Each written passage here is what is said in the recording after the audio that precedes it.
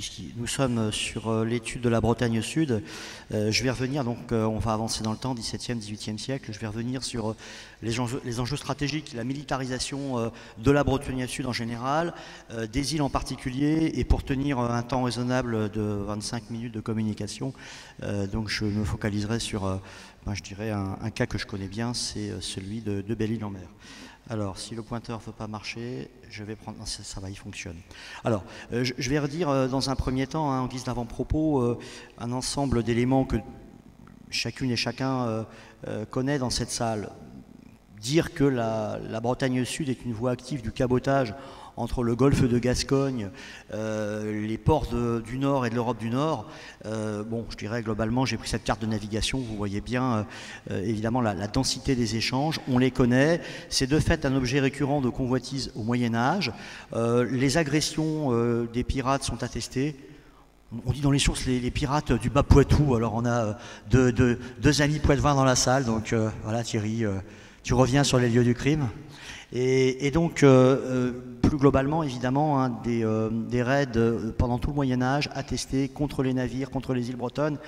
Alors, ils le sont pour ce que j'ai étudié la Bretagne Sud, mais je rebondis sur ce que disait Jacques Perret ce matin. Très vraisemblablement, il décrit les mêmes situations. Il n'y a aucune raison, comment dire, que ce qui était décrit ce matin ne soit pas les mêmes réalités que moi je vois pour la Bretagne Sud. Les attaques par des États, elles sont plus rares au Moyen-Âge. À vrai dire, il y en a une qui est restée plus...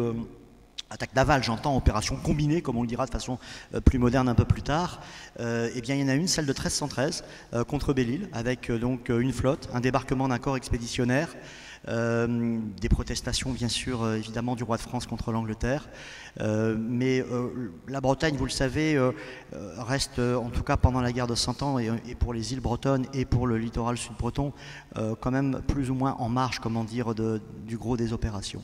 En fait, la montée en puissance des enjeux navals, c'est vraiment avec ce XVIe siècle. Alors on a eu les communications ce matin de nos deux collègues espagnols qui nous montrent bien évidemment que cette Bretagne, elle devient un point majeur d'enjeux stratégiques, géostratégiques.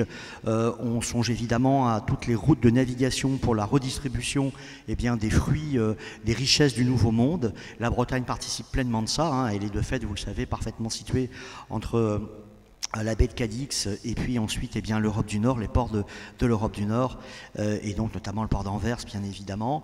La Bretagne participe de ça en général, la Bretagne Sud en particulier et on va sans trop de difficulté à partir de la seconde moitié du XVIe siècle, je dirais pour la première fois de façon récurrente et ça ne s'arrêtera plus, bien, constater en Bretagne Sud et dans les îles des attaques d'escadres voulues par des États. 1572, c'est peut-être la première grande attaque qui procède de cette nouvelle réflexion géostratégique que peuvent avoir les monarchies à propos de cette partie donc, de la Bretagne.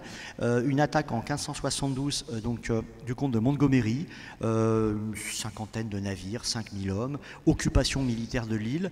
L'idée étant, comme les Espagnols le feront un peu plus tard, d'occuper un point géostratégique, sachant que nous sommes dans le siège de La Rochelle et qu'il faut évidemment que les flottes anglaises puissent approvisionner les théâtres d'opérations protestants et donc Belle-Île est vue comme une base avancée, on pourrait le voir comme ça d'un point de vue militaire aujourd'hui.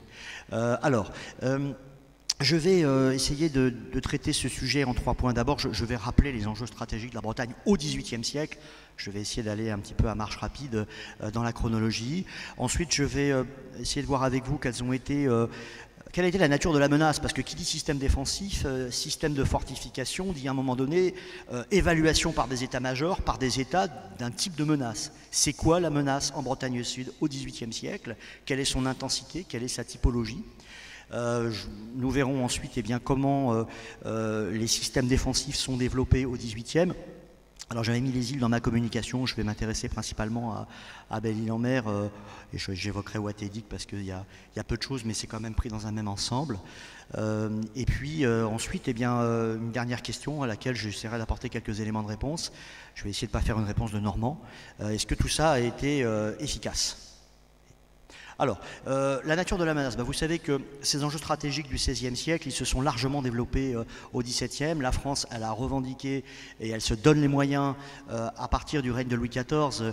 Richelieu en avait rêvé et les Colbert vont le faire, d'acquérir la puissance maritime. Ça veut dire que la Bretagne Sud va se trouver insérée dans un réseau beaucoup plus global, vous le savez, hein, d'abord d'arsenaux, de chantiers militaires. Alors c'est l'invention de Rochefort, c'est l'invention de Brest et ça va être l'invention du port de Lorient. Certes, je vais en reparler, le port de la Compagnie des Indes, mais aussi un port qui, à chaque conflit, va être utilisé pour armer, préparer, voire construire des navires de guerre. Je n'oublie pas, et n'oublions évidemment pas d'autres ports plus anciens qui ont un vrai dynamisme, là aussi où les richesses sont importantes, c'est le port de Nantes et le port de Saint-Malo. Donc il faut voir la Bretagne Sud insérée dans cela parce que ça crée des routes de cabotage. Et je vais en reparler tout à l'heure. Alors, il y a deux grands leviers au XVIIIe siècle qui me semble important de comprendre si l'on veut percevoir quels ont été les enjeux de fortification des îles, et puis plus globalement aussi, Jean-Baptiste en parlera tout à l'heure, donc de la fortification plus particulièrement de l'espace proche de la rade de l'Orient. Alors, d'abord le développement du port de la Compagnie des Indes. J'ai mis cette carte, c'est un peu fait exprès, parce que cette carte, vous l'avez vu, c'est une carte anglaise. Donc il cartographie très bien. Laurent l'évoquait ce matin, on le sait, nos amis anglais, eh bien, ils sont dans nos ports en période de paix, sachant que la paix dure jamais beaucoup, et que, eh bien, on fait la même chose, hein, et donc ils nous espionnent. Et regardez, le niveau de précision de cette carte, c'est assez confondant lorsque l'on connaît, eh bien, l'Orient de l'époque. Et les autres plans, pour le coup, que les Français édifient dans un contexte, on en conviendra, plus confortable. Donc cette cité de la Compagnie des Indes, je ramène quelques données que tout le monde a lues, que chacun connaît, mais c'est l'occasion peut-être de le faire, de mettre ça en perspective. Ça pèse quoi, l'Orient ? Ça pèse entre 13 à 20 millions de livres par an. Là, vous avez, c'est des données numériques donc, que j'ai extraites des travaux de Philippe Audreyre. Et par tranche quinquennale, vous avez sur ce graphique réellement le produit des ventes, eh bien, donc des marchandises de la Compagnie des Indes. 13 à 20 millions de livres par an. Et évidemment, lorsqu'on s'intéresse aux périodes de conflit, 2 à 3 fois moins en période de conflit. Voilà l'effet stratégique pour la Royal Navy. C'est ça qu'on cherche à faire. N'oubliez pas que le dogme reste un dogme mercantiliste. Donc, lorsqu'on a cet effet stratégique-là, eh bien, tout ce que je vais évoquer par rapport à l'action navale britannique, tout ça, ça a parfaitement du sens. Ça se traduit par des effets à atteindre. Alors, cette réalité amène à une intensification de la voie du cabotage.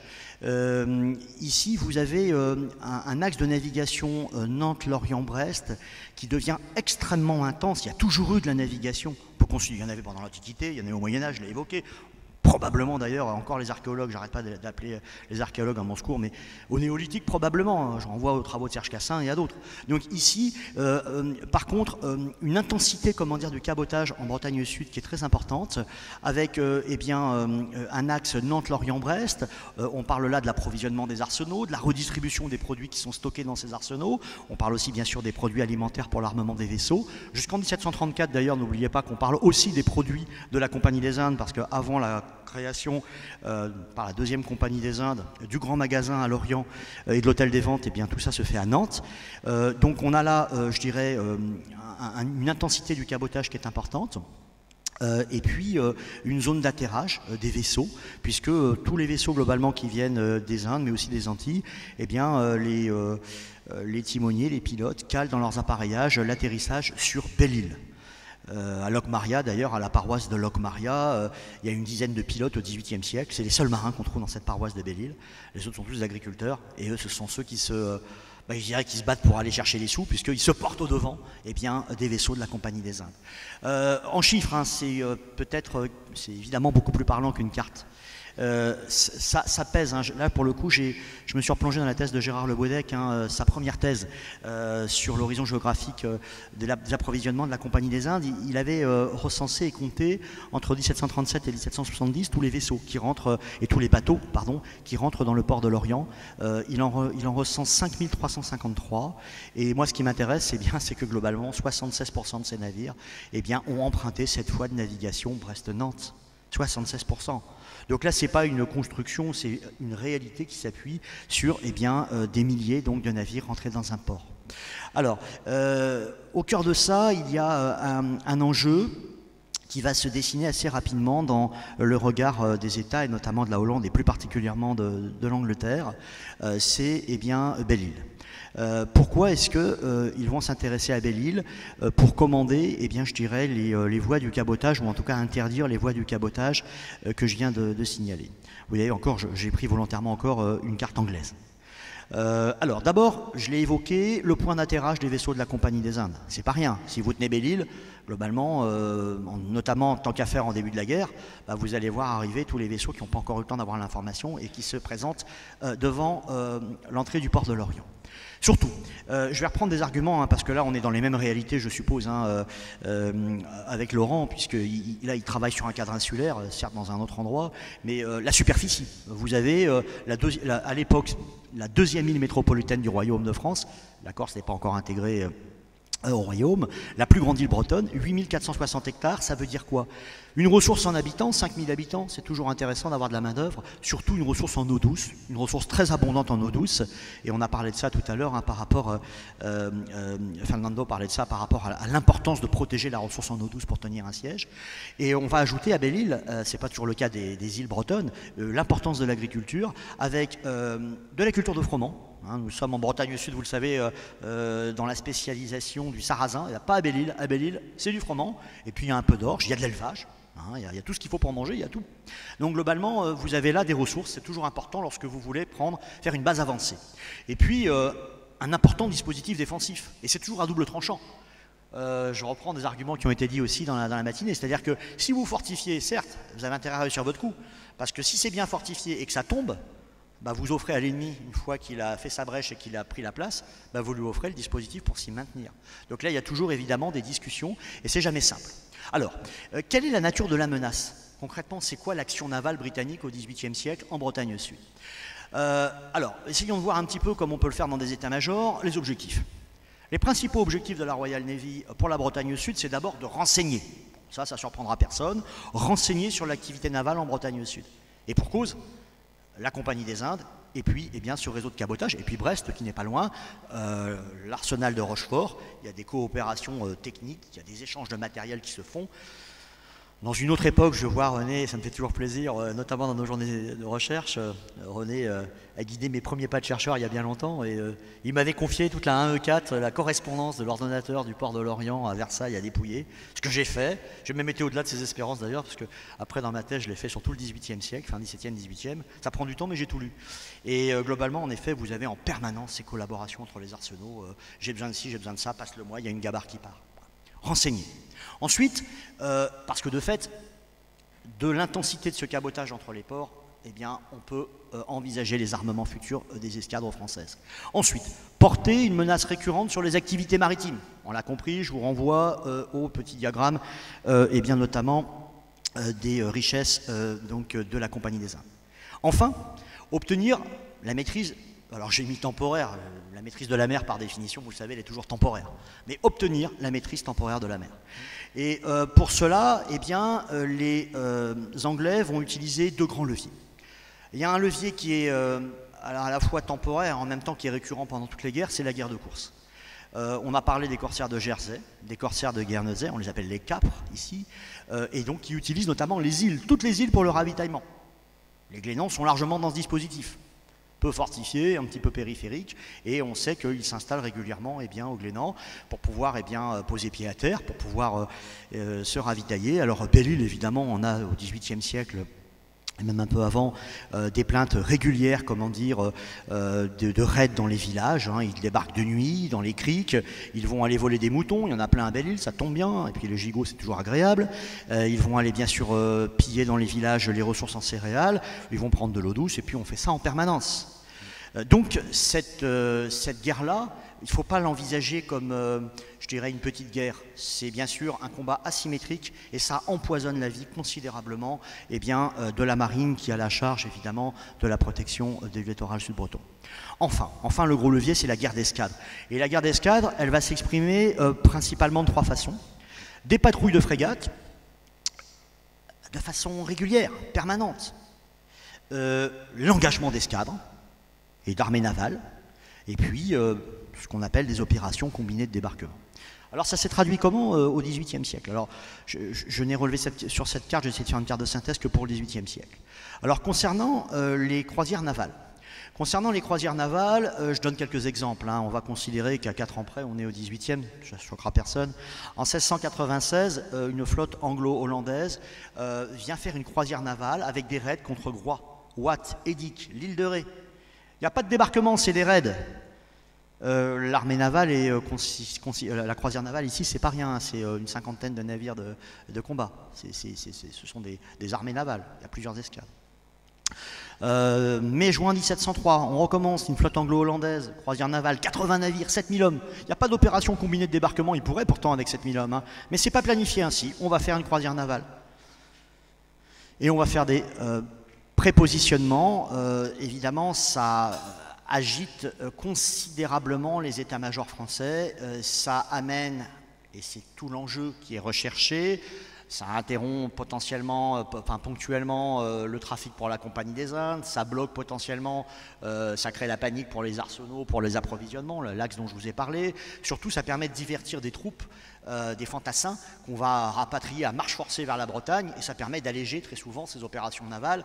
Elles permettent d'alléger les troupes françaises qui sont engagées souvent sur les fronts de la frontière nord-est. Et à chaque fois qu'il y a ces armées navales-là anglaises qui s'approchent de la Bretagne Sud, il y a des troupes qui font marche à l'ouest. Donc c'est tout ça les effets qui sont à rechercher, qui sont obtenus. Systématiquement, ils sont obtenus. Alors il y a aussi, dans le cadre de l'engagement des grandes escadres, la bataille navale. Je ne veux pas faire un laïus ici sur la bataille des Cardinaux. C'est quand même là que ça se joue. Et vous savez que on peut considérer quand même qu'une grande partie de ce qui s'est passé pendant la guerre de 7 ans se joue là.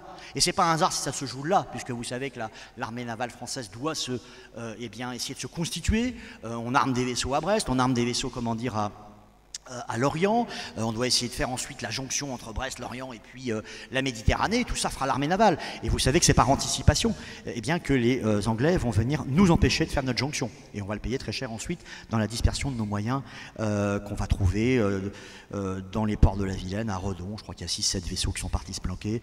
René doit connaître tout ça par cœur. Dans le port de Lorient, Brest, et plus jamais on fera la jonction. Ensuite, il y a les opérations combinées, les opérations de débarquement, opérations combinées avec fantassins et puis moyens navals importants. Je vais prendre pour l'instant que celle de 1746, très rapidement.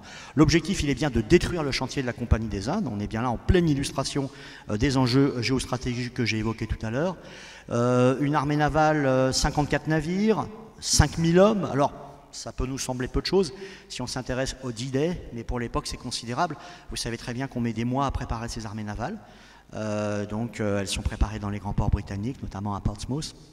Et donc ensuite, une opération de débarquement qui est menée entre le 1er et le 10 octobre sur la plage du Fort Bloqué actuellement. On parle du Pouldu à l'époque. Globalement, il y a une marche à travers la campagne de Guidel et de Plumeur. Les forces dirigées par le général Sinclair arrivent aux portes de l'Orient. Et puis, ce qui va sauver l'Orient, mais tout ça, j'imagine que vous le savez très largement déjà dans cette salle, ce qui va sauver l'Orient, c'est une tempête. Il ne faut jamais l'oublier, ça. L'Orient n'a pas d'enceinte de ville à l'époque, c'est pas la milice bourgeoise lorientaise qui peut empêcher 5000 fantassins professionnels de dévaler et de brûler l'arsenal, le chantier, puisque c'est l'effet qui est à rechercher. Donc ici c'est une tempête, les bateaux glissent au mouillage. Quand vous connaissez le site du Fort Bloqué, on ne peut raisonnablement pas mouiller un bateau avec des tempêtes, notamment une tempête de sud-ouest. Et vous le savez, ça n'a jamais changé, ce serait encore vrai aujourd'hui. C'est toujours l'amiral dans une opération combinée qui a le dernier mot. Même si le général il a envie de continuer à faire la guerre, c'est l'amiral qui décide. Et donc, les stocks rembarquent tout ce beau monde. Et là, vous regardez, il y a aussi des logiques économiques dans tout ça. Regardez finalement, 10 jours d'opération à la mer, l'objectif stratégique, il n'est pas atteint, ça a coûté des millions et des millions, de livres à l'Angleterre pour pouvoir faire cette armée navale, et au bilan, l'effet stratégique, il est nul. Donc, on va faire ce qu'on peut, et on va basculer d'une opération combinée de débarquement ratée. On va revenir à la case, je dirais, plus modeste, initiale, celle de raid dévastateur, avec le blocus de Belle-Île, pendant une bonne quinzaine de jours en octobre, et puis à défaut de prendre Belle-Île, je vais en reparler tout à l'heure, la destruction donc à Watt et à Edic des tourelles de fortification. Il y avait des détachements de 50 hommes, hein, donc ils se sont rendus. Voilà, la monarchie a été d'ailleurs très ingrate avec eux. On a considéré que le commandant de la place avait été lâche. Je ne sais pas comment, devant une armada, il n'y a pas 5000 hommes qui ont mis pied à terre, mais devant plusieurs centaines de fantassins britanniques, je ne sais pas comment 50 malheureux Français dans une redoute fortifiée pouvaient ne pas se rendre. Et ensuite, la destruction, c'était au préalable d'ailleurs à Quiberon, hein, donc on incendie la presqu'île. Alors, l'effet à obtenir n'a pas été obtenu. Il est un fait que pendant un mois, il n'y a rien qui est passé pendant un mois. Donc, il est évident que pour la Compagnie des Indes, il est évident aussi que pour la marine, ça a créé des perturbations. Mais les moyens qui ont été mis sont complètement disproportionnés par rapport à l'effet obtenu. Alors, ce sera mon deuxième point. Je dirais, pallier cela, comment finalement on met en défense ce point stratégique nodal qui est devenu Belle-Île-en-Mer et puis en périphérie Watt et Edic. Alors deux éléments distincts, hein, donc la citadelle bien évidemment et puis ensuite un système défensif. Cette citadelle, elle a connu, alors c'est ma chronologie, je vous la propose, on pourrait en discuter, mais il y a un noyau originel qui se met en place pendant un siècle, entre 1560 et 1661, avec une première étape, celle de François de Rohan, qui va faire un fort carré initial. Ce fort carré initial, on le devine ici, globalement, donc sur ce plan du XVIe siècle. Ensuite, une deuxième étape, Albert de Gondi, qui va considérablement développer le front de terre bastionné, qui va considérablement ensuite développer les aménagements intérieurs. Il a été d'ailleurs, Gondi, bien au-delà de ce que le roi lui avait demandé pour, développer cette citadelle de Belle-Île. Et puis, succession de seigneurs. Fouquet, pendant 3 ans, est à Belle-Île. Alors, c'est à la Fouquet, c'est flamboyant, hein. Il vient pendant 3 ans, mais comme il a de l'argent, et ça va assez vite.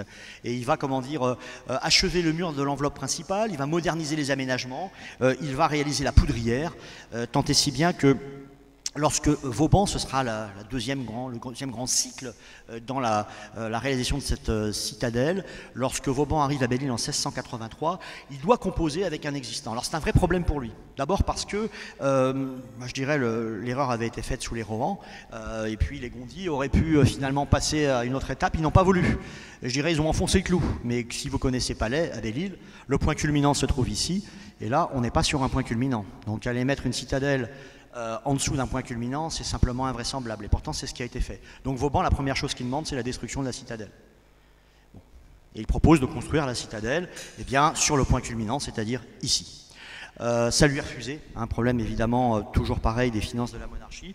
Ça lui est refusé, donc il va s'atteler à moderniser l'existant. Il va remodeler les bastions. Il va moderniser les courtines, notamment celle de l'enceinte principale. Il va construire le grand quartier le long de la courtine est. Alors quand je dis il va construire, il le met en chantier, hein, parce que on sait via les archives que le grand quartier ici là, tout n'est pas édifié à la fin de Vauban. Les derniers travaux, c'est en 1954. Mais en tout cas, les travaux qu'il a commandés vont aller globalement assez vite. Rénovation et amélioration des magasins également.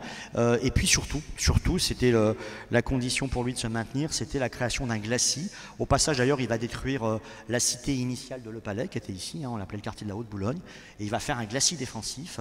Et donc, il considère, une fois que cet ouvrage est modernisé, il va venir 3 fois à Belle-Île entre 1683 et 1689, il considère, que de toute façon, cette citadelle, elle n'a au fond qu'un seul objectif, je reviens à ce que disait Fernando tout à l'heure, c'est de protéger le port ici, qui doit permettre en permanence, par cette protection, de nourrir une garnison, d'alimenter une garnison qui, doit coûte que coûte empêcher un débarquement, parce qu'on a bien compris, Vauban l'a bien compris, dès 1689, il va lancer le dispositif côtier, que globalement, c'est moins cette citadelle que vous voyez là, que le dispositif côtier dont je vais vous parler, qui doit empêcher le débarquement. Puisqu'on parle de Belle-Île, hein, je vais quand même aller au bout de l'histoire. 1761, vous savez que les bombardements, donc le siège de la place, je vais en parler, destruction, d'une partie ici des bastions. Le pointeur est là. Destruction aussi par les bombardements d'une partie des magasins. Et en 1974, les travaux vont reprendre. Le mur d'enceinte qui avait été abîmé est refait. Et puis on va surtout nettoyer tous ces magasins qui étaient en position centrale. Et globalement, il faut attendre 1776 pour avoir la physionomie de la citadelle telle que vous la voyez aujourd'hui. Bon. Deuxième élément du dispositif, un dispositif défensif côtier avec, sans surprise, des redoutes, des batteries, des retranchements, des corps de garde, avec un dispositif défensif qui est sectorisé, 5 ouvrages. Alors j'ai fait un état des lieux, il n'a cessé de se développer tout au long du XVIIIe siècle. J'ai fait un état des lieux à la veille de la guerre d'indépendance américaine. Il y aura même 5 ouvrages de plus à la fin de la guerre d'indépendance américaine. Mais bref, il faut bien à un moment donné bloquer la chronologie. Le secteur sud-est, 5 ouvrages. Le plus long secteur, il y a 17 km entre la pointe des Poulains et la pointe du Sceul. Il n'y a entre guillemets que 13 ouvrages, mais vous le savez, la meilleure des défenses, ce sont les falaises, et puis des points culminants, ça culmine à 30, 50, 60 mètres au plus haut des falaises. Donc on n'envisage pas évidemment de faire Omaha Beach ici avant l'heure. Donc globalement, il y a une protection naturelle qui est suffisante. Un secteur, sur la côte dite abritée, la côte dite dedans, le secteur nord, et puis j'ai gardé le meilleur pour la fin, parce que là où, si vous connaissez bien le site belle-îlois, là où il y a des belles plages de bord d'Ardoué et surtout les grands sables de Samzin, là il y a le point névralgique. Et ça, il faut le protéger. Et donc 15 ouvrages, une grande densité. Alors je vais essayer de faire un petit zoom, vous allez voir ça. Sur bord d'Ardoué, on va avoir un système défensif plutôt dense, alors entre corps de garde, redoutes, batteries, casemates. Voilà, donc on peut s'amuser à ça. On a évidemment tout ça au service historique de la marine, je dis encore la marine moi, à Vincennes. Et puis vous avez évidemment le vrai point névralgique de Belle-Île, les grands sables de Samzin. Alors là, avec une densité d'ouvrages défensifs quand même qui laisse songeur, et d'ailleurs qui ne vont pas laisser les Anglais songer très longtemps. Ils considèrent, ils l'expriment dans plusieurs correspondances, qu'on ne peut pas débarquer à cet endroit-là raisonnablement. Comme quoi un bon dispositif défensif, quand il est achevé et bien fait, c'est a priori très dissuasif pour un état-major. Je ne rentre pas dans les détails. Bon, voilà quelques aspects de ces redoutes. Donc là, la redoute de Bugul, avec 5 pièces d'artillerie. Voilà, regardez ce plan qui est de la fin 18e, avec toutes les incidences des angles de tir. On a bien là un site qui est complètement balayé par l'artillerie. Et donc, de fait, en 1761, les Anglais ne vont pas s'hasarder à cet endroit. Voilà. Alors, j'ai mis très rapidement la liste de tous ces noms, et donc on a là une belle cartographie, si je puis dire, de ces systèmes défensifs. Alors il faut oublier l'armement de la place. La citadelle, ça pèse entre 50 à 80 pièces d'artillerie. On parlait de calibre tout à l'heure, c'est du calibre de 24 à 4. Il y a toutes les gammes de calibres. Bien entendu, 6 mortiers de 12. Le dispositif côtier, ça oscille entre 110 à 120 pièces d'artillerie. On a un peu de calibre 36 sur le dispositif côtier, vous en parliez tout à l'heure. Et sinon, un peu de 24, et puis beaucoup aussi de calibre un petit peu moins lourd, 4 mortiers de 12. Une garnison permanente. Donc depuis la fin du XVIIe siècle, il y a minimum au moins 300 militaires à Belle-Île, minimum. C'est souvent 500, 600. Et puis, en temps de guerre, ça monte entre 2000 à 3200 hommes. Alors, il ne faut pas l'oublier, elle est censée faire le travail, mais on sait bien la difficulté d'efficacité de la milice garde-côte. Mais ça pèse quand même 1000 à 1200 Belle-Îlois, ce qui n'est pas négligeable. Voilà. Donc, pour Watt et Edic, un dispositif qui a été donc de batterie circulaire sous la forme de tours. Comme ça, on a tout. On a la tour d'observation, on a la redoute, la casemate d'artillerie, et on a le logement, pour les personnels. Et voilà ce que Vauban avait fait à Belle-Île, à Watt et à Edic. Et tout ça sera détruit en 1746. Alors, le dernier point. Quel impact sur les sociétés, quand même, très rapidement, ça a fait l'objet d'une thèse il y a quelques années déjà, et surtout, quelle est l'évaluation que l'on peut faire de l'efficacité du dispositif. L'impact sur les sociétés, il ne faut pas le négliger, parce qu'à Belle-Île, ils participent à la construction de tout ça. Il y a des entrepreneurs, puis il y a les corvées défensives. Ce sont des impacts, évidemment, d'abord matériels, et c'est pas rien de le dire.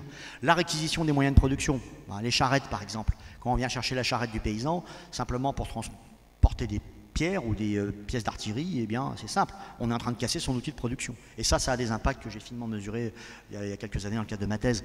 La réquisition de la production, tant qu'à faire, évidemment, lorsqu'il y a un blocus, on réquisitionne la production. Les dommages liés au logement de la garnison, je ne vais pas m'appesantir trop longtemps. Des problèmes humains parce que ces corvées de construction et de charrois de transport, elles épuisent littéralement les corps. Et les corps de ces Belle-Îlois, c'est d'abord ceux qui sont eh bien, les corps des paysans et les corps des pêcheurs. Et de fait, eh bien, l'économie, elle est lourdement impactée par ce dispositif défensif. Ces 41 implantations, elles ont laissé des traces. Et puis enfin, des problèmes plus structurels pour les Belle-Îlois. Alors je dirais qu'ils avaient vécu, comme la plupart des Iliens en Bretagne, vous le savez, en marge de l'intégration administrative de la monarchie. Et le fait de la militarisation des îles amène de fait à une intégration poussée au domaine royal. Bon, pour le dire simplement, en 60 ans, les Belle-Îlois, ils ont le droit à ce qu'ont eu les Bretons et la plupart des citoyens des littoraux en 2 ou 3 siècles. Notamment la gestion distante des fermiers généraux pour la fiscalité. C'est plus facile de discuter quand vous avez un arriéré d'impôt parce que vous n'avez pas bien produit parce qu'il y a eu la guerre. C'est plus facile de discuter avec les moines bénédictins de Quimperlé, qui étaient les seigneurs de l'île, qu'avec un peu plus tard eh bien, les fermiers généraux. Alors, je vais terminer par ça, je conclurai sur ça. Quelle efficacité au fond? Parce que c'est bien de parler de ces pierres, c'est bien de parler de ces hommes, de tous ces moyens, mais est-ce qu'il y a une efficacité à ça? Alors, il me semble que les 2 conflits au XVIIIe siècle qui ont amené à des tentatives de débarquement ou à des débarquements, les 3 conflits, pardon, peuvent nous amener quelques éléments d'interprétation. Au fond, on a un dispositif, c'est incontestable, qui a fonctionné en 1703 et 1746. Il a fonctionné, à chaque fois on a eu des escadres de 50, 70 navires, 5000 hommes, il y avait tout à fait les moyens dans une opération combinée de débarquer. Il se trouve qu'en 1703, les Anglais ont estimé, ils sont venus devant Belle-Île, ils sont restés, ils ont tourné autour de l'île, ils ont estimé que ce n'était pas raisonnable de débarquer, ils ont essayé de faire ça à Groix aussi.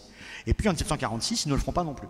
Malgré l'état de délabrement des redoutes qui avaient été constatées en 1744, c'est un problème qui a été évoqué, qui le sera encore peut-être dans l'après-midi, puisqu'il faut les entretenir, ces fortifications, et entre chaque période de guerre, évidemment, elles ne sont pas entretenues, hein, l'État n'a pas d'argent pour ça, et dans une île comme le bois est un élément précieux, la première des choses qui dégage, ce sont les portes. Puis accessoirement, on peut prendre des pierres aussi pour faire sa maison. Donc voilà, en 1944, l'état de délabrement des fortifications du système que j'ai présenté est avancé, et l'État à marche forcée va investir 44, 45, et alors 46, 47, 48, jusqu'en 49, même après la guerre, eh bien on va investir énormément en Bretagne Sud, à Belle-Île, à Groix, la création du fort bloqué, pour pouvoir eh bien, densifier le réseau défensif. Des moyens comparables à ceux de 1674 au fond, parce qu'en 1674, quand il y a eu un débarquement réussi à Belle-Île, on avait 70 navires, 5000 hommes. Il se trouve que quelques années plus tard, le dispositif défensif de Vauban mis en place, les mêmes moyens militaires, eh bien, avec 2 états-majors différents dans la diachronie, 1703, 1746, c'est pas les mêmes hommes, c'est pas les mêmes équipages, c'est pas les mêmes officiers, vont prendre à 2 reprises le parti de ne pas prendre le risque de refaire ce qui avait été fait en 1674. Peut-on considérer, c'est séduisant, qu'en effet, eh bien, c'est la preuve que ce dispositif imaginé, il est efficace, au moins en tout cas, au moins pour, eh bien, je dirais, repousser 70 navires et 5000 hommes. En tout cas, ce qui est certain, parce que ça c'est dans les archives anglaises, j'ai eu tout ça en main, c'est que le retour sur expérience, le retex, comme on dit dans la marine, il a été obtenu. C'est-à-dire qu'à chaque fois, comment dire, que les Anglais sont revenus, ils ont expliqué en effet qu'ils n'avaient pas les moyens pour engager le combat et qu'il y avait d'autres façons certainement si un jour on voulait prendre Belle-Île, tant et si bien que l'opération de 1761, eh bien, on a compris qu'il faut faire x2. Ce dispositif, au fond, on peut considérer qu'il est bien calibré pour résister à 5000 hommes et 70 navires. Et vous allez le voir, il va être beaucoup moins calibré pour résister au double. Et c'est ce que vont faire les Britanniques donc en 1761. Alors le 7 avril, vous imaginez, ils arrivent de nuit, ils se positionnent, c'est une gravure faite par un officier anglais, ils se positionnent devant la citadelle de Belle-Île. Et là, on a mis entre 120 et 130 navires. J'ai additionné un peu au prou les canons. On est à peu près à 1100 canons de bord. 8340 hommes, 200 dragons, il y a de la cavalerie. Et puis il y a un renfort, le renfort il est là, hein, il est sur place, hein, de 3500 hommes prêts à épauler l'opération.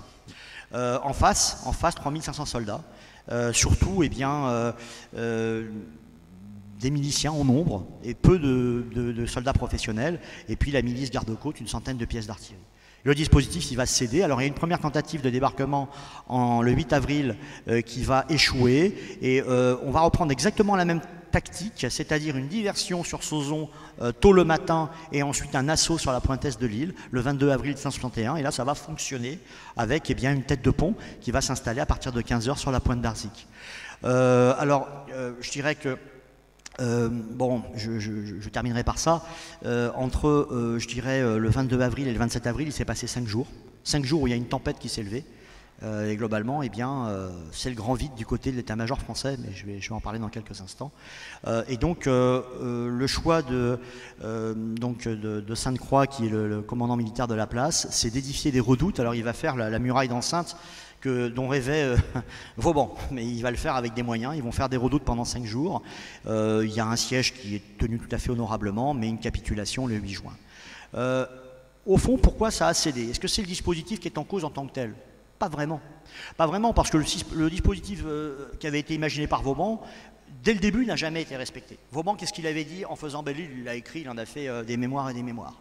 La garnison doit permettre de repousser un débarquement en s'appuyant sur le dispositif côtier. Ça, c'est la clé stratégique, vous me direz, elle n'a jamais changé. C'était déjà, comment dire, vrai à l'époque, et ça a été encore plus vrai le 6 juin 1944. On doit repousser, on le sait, sur un débarquement avec des troupes qui sont de bonne qualité, avec un dispositif défensif de qualité. On doit repousser le débarquement, sinon ça devient très compliqué. Et surtout dans un milieu insulaire. Ici, on a devant des soldats professionnels militaires, on a 3 bataillons professionnels et beaucoup de miliciens. Ensuite, Vauban avait demandé un mur d'enceinte. Un mur d'enceinte qui était pour lui la condition de survie de la place. C'est-à-dire globalement, si le débarquement a lieu, eh bien, si on a un mur d'enceinte avec une citadelle qui protège bien le port, on doit pouvoir tenir longtemps un siège, suffisamment longtemps pour permettre eh bien, une aide venant de l'extérieur. Ça, c'est la doctrine. Et évidemment, rien de tout ça n'a été réalisé. Pas le mur d'enceinte, et pas plus d'ailleurs, comment dire, que le duc d'Aiguillon, qui ne sera gouverneur militaire de la Bretagne, qui ne sera pas en mesure de ravitailler la place, et qui d'ailleurs, on peut le considérer, autre facteur de causalité, eh bien, a fait une erreur d'appréciation stratégique. Alors que le renseignement français signalait, ça a fait du bruit, hein, armée 130 navires, hein, ça ne s'est pas fait en 3 jours.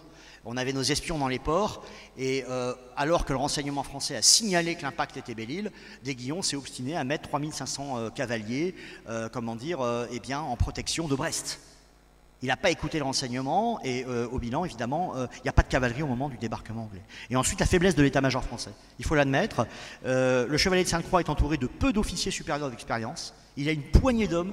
Dans ces moments difficiles, quand vous avez un bon CO, quand vous avez un bon état-major, vous pouvez peut-être, en effet, prendre la bonne décision. Et la bonne décision en la matière, eh bien, aurait pu être, pendant 5 jours, c'est long, 5 jours, eh bien, d'utiliser cette fenêtre d'opportunité météo, puisque la tête de pont a été faite le 22 avril. 3500 soldats britanniques étaient au sol, ils n'avaient pas d'artillerie, ils n'avaient pas de cavalerie, la tempête s'est levée, ils sont restés sans ravitaillement, sans aucun ravitaillement, pendant 3 jours.